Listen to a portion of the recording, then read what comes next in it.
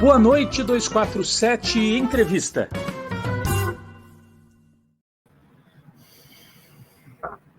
Boa noite. Boa noite, doutor Nélio. Boa noite. Bem-vindo aqui. Seja bem-vindo, doutor Nélio. Gente, eu queria começar pedindo que o doutor Nélio fizesse uma análise dessa situação de hoje, né? A Helena até brincou assim que é revoltante, o Rodrigo falou que é revoltante, a Helena falou assim, não, vamos tirando o sentimento, vamos analisar um pouco isso aí. Eu queria que o senhor fizesse isso. Bom, em primeiro lugar, eu começo dizendo que, se por um lado é surpreendente, por outro não é, porque nós temos acumulado, já eu diria que há décadas, situações que são reveladoras de um comportamento desviado ou não conforme às leis da parte do ex-presidente da República. Se nós examinarmos o que se passou no passado, cabe rememorar que ele foi expulso do Exército Brasileiro. Ele se submeteu a um conselho de justificação e aí decidiu-se que ele seria incompatível com o oficialato. Houve um recurso para o Superior Tribunal Militar e, por maioria de votos, com a manifestação candente de alguns dos juízes, muito severas, afirmando, eu me lembro, por exemplo, do ministro Clerot, dizendo que jamais teria visto alguém tão vocacionado à vida militar, à vida na caserna, quanto o capitão, que, na verdade, seria tenente. Capitão foi uma decorrência da sua reforma, como o senhor Bolsonaro, que foi capaz de, no impeachment da presidente Dilma, fazer uma louvação, uma oração, uma prece, uma ode ao brilhante Ustra, sabidamente um emérito torturador, ao lado de outros tantos. O Brasil, diferentemente de outros países, fez com que da anistia não resultasse uma apuração séria e rigorosa em relação àqueles responsáveis pelos desmandos, pelo desaparecimento, como se fez na Argentina, do Videla, como se fez no Chile, do Pinochet. E o Macluf de Carvalho, jornalista como vocês, tem um livro magnífico em que o título é O Cadete e o Capitão, em que ele esmiuça com toda a profundidade o que teria existido naquela investigação no que concerne ao senhor Bolsonaro. Por maioria de votos, resolveu-se que ele não seria expulso, mas foi reformado com pensão, com outras tantas benesses. Um político obscuro, sem nenhuma presença no cenário do Congresso Nacional. E por circunstâncias inexplicáveis, mas do destino, quando se estabeleceu que haveria um propósito de erradicar do poder o atual presidente, ele serviu de instrumento e as Forças Armadas, pressurosamente, que antes hostilizavam o Bolsonaro, a ele aderiram, culminando, inclusive, com todo esse episódio do dia 8 de janeiro, em que não fosse o Supremo Tribunal Federal, não fosse a atuação muito firme do ministro da Justiça, não fosse a atuação muito eficaz da apuração em si, levada a efeito pela Polícia Federal, pelo próprio Ministério Público, que nem sempre andou bem. Durante o governo Bolsonaro, houve muita forma de se omitir, de se colocar sem a luz do dia os episódios ligados à questão da vacina, à questão da pandemia. Então, eu diria que não surpreende, por um lado, e surpreende, por outro, dado o primarismo, a ideia de impunidade que vicejou do comportamento desse senhor Cid, do pai dele, pelo que se vê. Eu não posso fazer um juízo de valor condenatório porque eu não sou juiz. E, como advogado, eu tenho que prezar os princípios da Constituição. Todos vão desfrutar, naturalmente, do direito de presunção de inocência, o que não significa que não se deva apurar. E existe na lei processual penal, em vigor há séculos, eu diria no mínimo desde 1940, o Código de Processo Penal Brasileiro, a definição do que seja indício. O que é indício? Está lá no artigo 239. É a circunstância conhecida e provada da qual se faz uma ilação de uma outra situação sobre a qual não se tem ainda uma prova plena. Então, a viagem ao exterior, a tentativa de venda de joias, a aquisição posterior do relógio, a informação de que teria ido no avião do próprio presidente da República.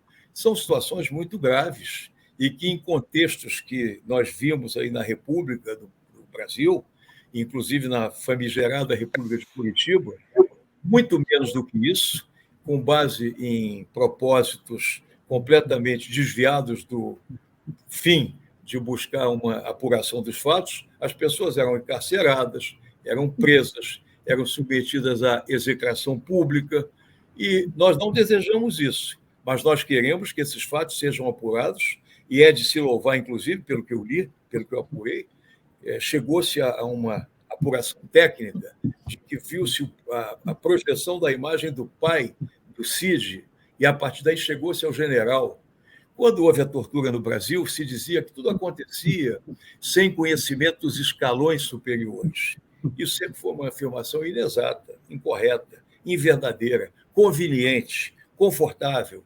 E eu acho que a ponta do iceberg começa a aparecer, o que está por detrás disso tudo. Então, por que o senhor acha, como criminalista, que o Bolsonaro já não entrou nessa operação de hoje, uma vez que havia nesse conjunto ali de elementos e de provas, diálogos se referindo a ele como beneficiário final, como $25 mil que estavam sendo entregues a ele em outros trechos, ou seja, ele está ali quase tão implicado quanto os demais, mas ele não foi objeto dessa operação. A que o senhor atribui isso? Olha, a investigação deve ser feita com vagar, sossego, ponderação. O que eu estimo que possa estar acontecendo é exatamente que nessa perquisição se adensem as indicações indiciárias, as indicações comprobatórias desse efetivo comprometimento dele e daqueles que o cercavam. Porque, se fizermos um retrospecto, a gente começa com a questão de rachadinha, depois tem explicações não razoáveis sobre milícias, tem vizinhanças que não se explicam apenas pelo acaso, talvez, existem omissões da apuração em todos os sentidos, ao tempo em que o presidente da República era o ex-mandatário maior do país.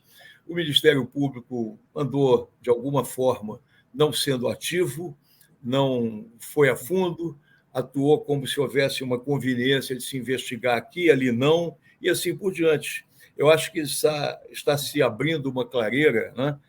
Uma luz que diz, bom, esse caminho tem que ser percorrido. E se nós imaginarmos que o Brasil, já em alguns momentos, fez com que a investigação atingisse altos escalões, com razão ou sem razão, com redobrada razão, há de se encontrar os responsáveis pelos desmandos do desgoverno que fez com que o país fosse muito infeliz, sem esperança, sem porvir, sem futuro, sem nenhuma perspectiva que não fosse a ruptura do Estado democrático de direito.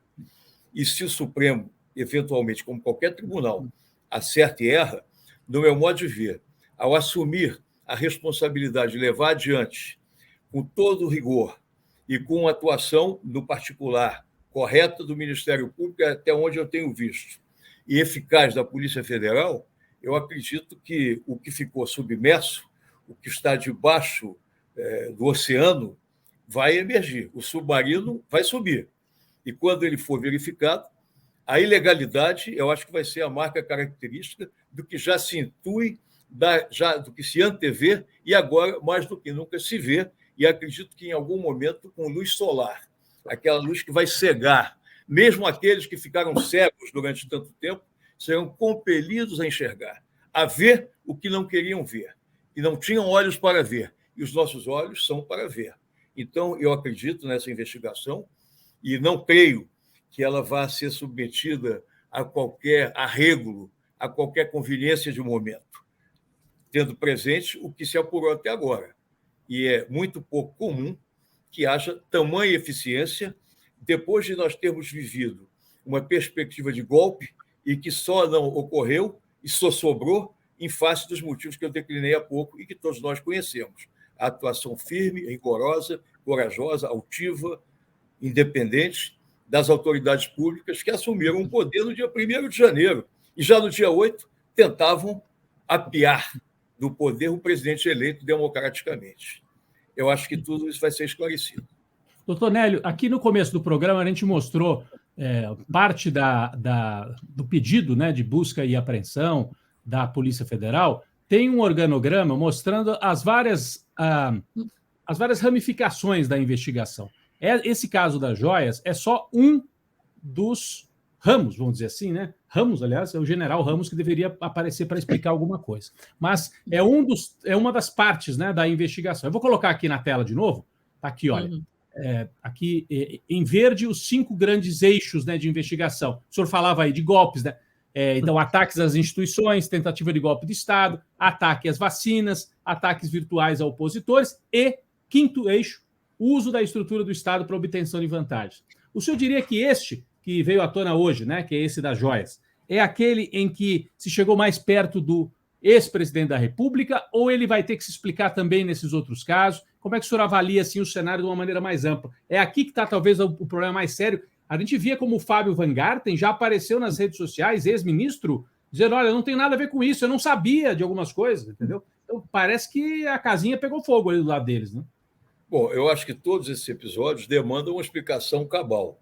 E, de antemão, à luz de tudo que já se apurou, seriam explicações muito, muito complexas, muito difíceis. Quem advoga sabe que a tese de defesa, ela, para ser palatável, ela tem que ser verossímil. Ela tem que ser capaz de convencer. Há quem diga que o advogado é o primeiro juiz da causa. Então, o advogado tem que fazer um juízo de valor. Que tipo de provas eu tenho em desfavor do meu constituinte e como é que eu vou enfrentar tudo isso? Pode-se discutir ilicitude da prova, pode-se discutir eventual excesso acusatório, mas quando a evidência é de tal força, de tal vigor, que, na realidade, o trabalho da defesa acaba sendo de minimizar o dano, acaba sendo de evitar uma pena maior ou de sustentar que não deva haver uma prisão antecipada sem a configuração de um juízo de culpabilidade. Mas todos esses episódios são mais graves. O mais grave nem é esse. Esse episódio, no meu modo de ver, já corresponde, pelo visto, a um comportamento usual, haja vista os imóveis que essa família tem, sem comprovação de renda compatível, operações em espécie, né? Relatos que advêm daqueles primeiros momentos em que se via que havia aquisição de uma loja não sei aonde, imóveis aqui, ali, acolá, em Brasília, no Rio de Janeiro.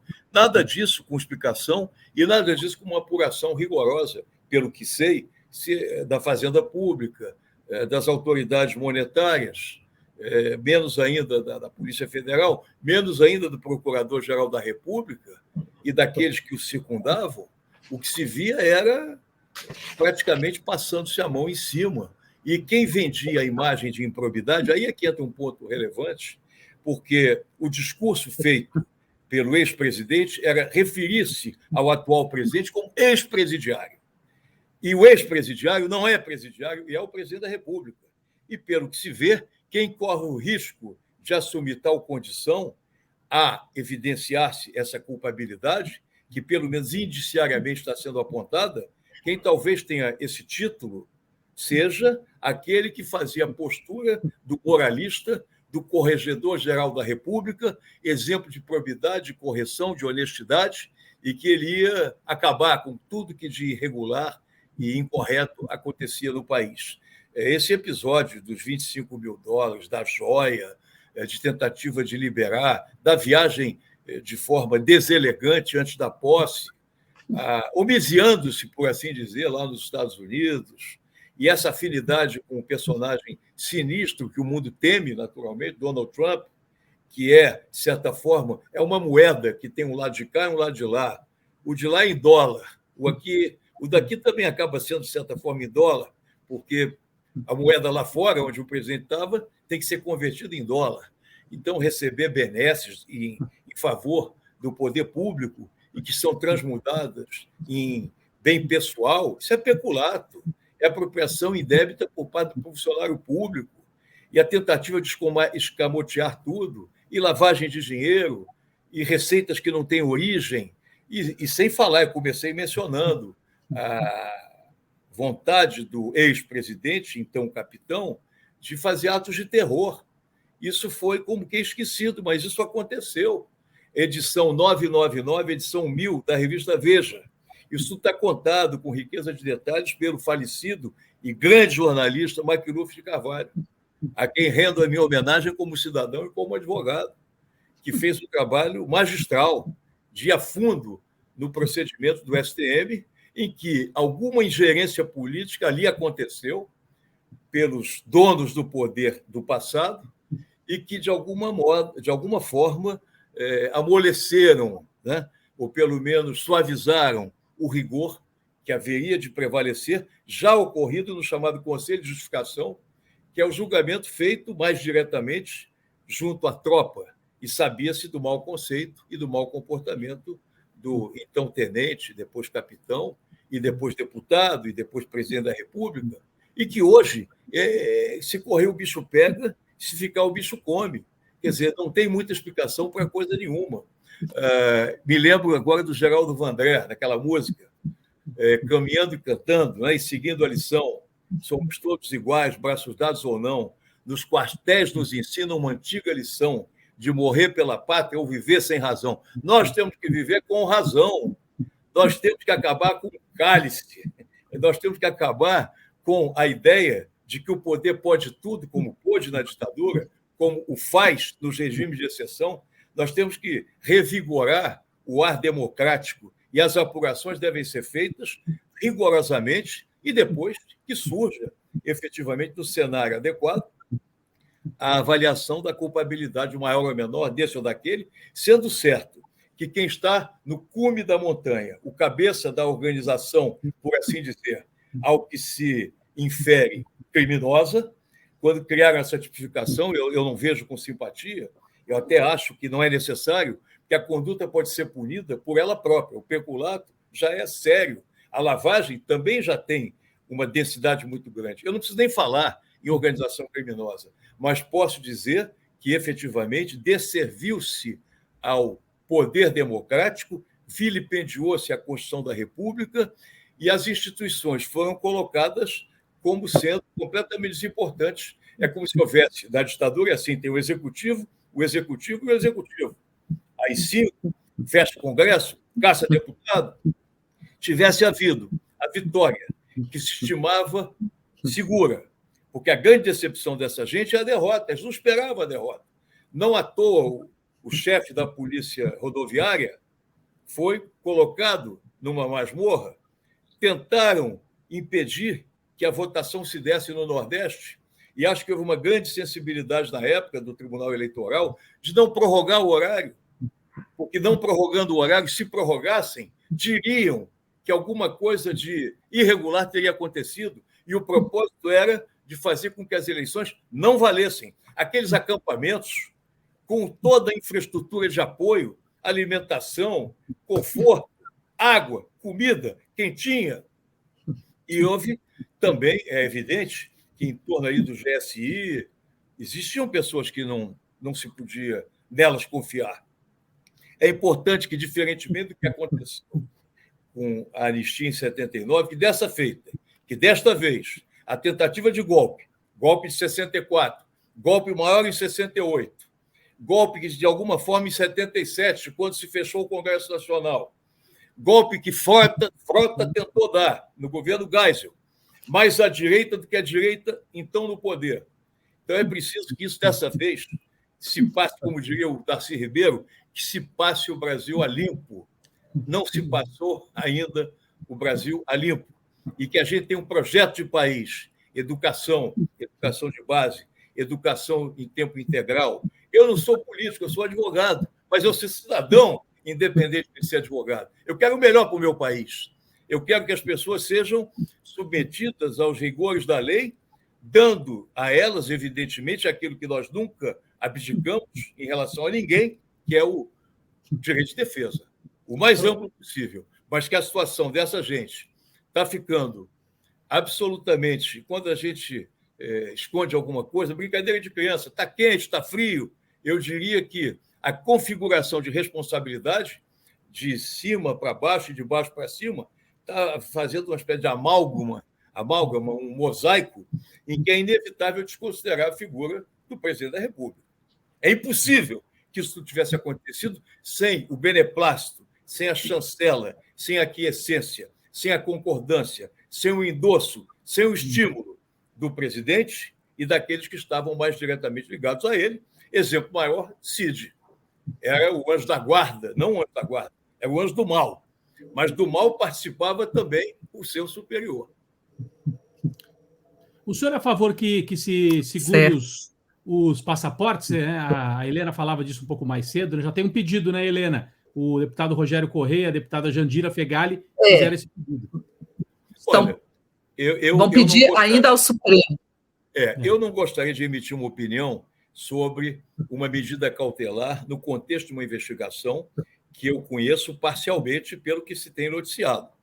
Eu acho que a preservação do direito de liberdade deve se dar na medida do possível, mas em se configurando uma situação em que se pretenda intimidar a testemunha, em que se pretenda a não aplicação da lei penal, que são os requisitos das medidas cautelares constritivas. Mas eu não me adianto em fazer um juízo de valor em relação a tudo isso. Embora, em tese, é claro que essas medidas visando a eficácia da apuração, elas podem eventualmente ser tomadas. Mas esse juízo de valor, ele será melhor feito pelo próprio órgão de investigação, Polícia Federal, a atuação do próprio Ministério Público, que em tese é fiscal da lei, mas o advogado também é. Os advogados que representam esses investigados vão lá ponderar as razões ou desrazões que possam ter, mas eu não me antecipo de forma contundente e definitiva dizer que essa medida seja necessária. Eu acho que, se for necessária, que façam. Se não for necessário, se houver outras formas de apurar, sem que se imponha de antemão um rigor maior, por uma questão de formação de advogado liberal, que o advogado tem que ser, antes de tudo, um liberal, a favor da liberdade, mas a favor da apuração das responsabilidades sempre. Advogado não defende impunidade, advogado defende o devido processo legal, observando-se o devido processo legal, que contempla medidas cautelares. Quando se discutiu a questão de se prender ou não antes do trânsito em julgado, essa discussão era um pouco falaciosa, porque sempre se pôde prender antes, desde que evidenciada a periculosidade do investigado e a possibilidade que pudesse cometer novos crimes ou que pudesse influenciar na prova, que pudesse intimidar, que pudesse conchavar, que pudesse agir à margem da lei. Então, a minha resposta é uma resposta, não diria que seja ficar em cima do muro, porque eu não fico em cima do muro, mas é uma resposta com alguma cautela. Tá certo. Doutor Nélio, eu percebi agora, o pessoal está informando que hoje é dia do advogado, né? Olha, é dia do advogado, e eu não sei se eu devo falar ou não, porque parece uma coisa meio cabotina. Eu não sei se eu queria ser advogado ou não, mas o destino me fez vir ao mundo nessa data. E quando vocês me telefonaram, perguntando se eu podia ou não atender a convocação, eu considero uma convocação. Estava reunido com o pessoal do escritório, comemorando o dia do advogado, de certa forma, o dia em que eu surgi no mundo. E alguém ponderou, mas hoje, Nélio, eu digo hoje mais do que nunca, porque se é dia do advogado, eu estou sendo chamado, não como político, não como filiado a qualquer partido político. Eu, na verdade, nunca fui filiado a nenhum partido político, porque o meu partido é o devido processo legal, desde sempre, desde que eu comecei. Eu defendo princípios, e esses princípios deles eu não arredo o pé. E aí eu considerei o convite da Sara uma espécie de intimação, e que se eu desertasse, eu estaria sendo, na linguagem militar castrense, eu estaria sendo um desertor. E Gonçalves Dias já dizia que a gente tem que combater o bom combate. E a gente não pode deixar de estar presente, sobretudo numa hora em que eu considero um privilégio ser chamado e ter a oportunidade de dizer o que penso numa situação que estamos vivenciando agora, e que, se fosse ficção, eu diria, não acredito. Isso é novela, isso é filme de televisão, isso é seriado. Nós estamos vivendo um seriado. O seriado da debacle de um discurso falacioso, enganoso, inverossímil, e que conseguiu engasopar, ludibriar, enganar pessoas, inclusive, de bem. Pessoas com... A gente não precisa hostilizar quem pense diferente de nós, mas nós não podemos aceitar o raciocínio que nos leva aos momentos mais tenebrosos da história. Nazismo, fascismo, Estado Novo, AI-5, isso não pode acontecer. Mesmo em relação àquelas pessoas de quem, eventualmente, não gostemos, a lei processual existe para defender exatamente as pessoas pelas quais não temos simpatia. Mais do que nunca nessa hora, a gente tem que se compenetrar de que não se faz nada a qualquer preço. E fazendo da forma da lei, uma apuração escorreita, sem qualquer tipo de protecionismo e sem qualquer tipo de perseguição, é assim que se chega a um bom resultado. E o resultado, quando ele se solidifica, ele ganha, inclusive, o espaço da paz social. Ninguém quer balbúrdia, ninguém quer tumulto, ninguém quer que haja inconformismo por conta de reação completamente desgovernada do bom senso. Então, eu tenho um detalhe, sendo advogado, eu vou me penitenciar, todo advogado tem um defeito grave, fala demais. E, por isso, se eu estiver me estendendo em demasia em alguma resposta, por favor, me cortem, podem me censurar. Essa não é a censura abominável, essa é a censura correta para o bom diálogo. Muito bom, muito bom. Eu diria que não é censura, é uma advertência. Mas sendo assim, doutor Nélio, eu vou dar os parabéns aqui duplamente, né? Seu aniversário e dia do advogado. Vou agradecer duplamente, porque o nosso tempo realmente já acabou. E desejar aqui felicidades para o senhor. Olha, eu agradeço muito. E acontece uma coisa toda vez que eu falo com vocês: o tempo passa rápido. Eu acho que a culpa é minha. Eu falo mais do que devia, ouço menos do que devia ouvir, mas vocês são generosos comigo. Não, foi muito bom, muito esclarecedor, muito importante. Muito obrigada e parabéns. Parabéns também pela data duplamente importante aí para o senhor. Valeu, doutor Nélio. Obrigado. Valeu, Um abraço, tchau. obrigado. Obrigada.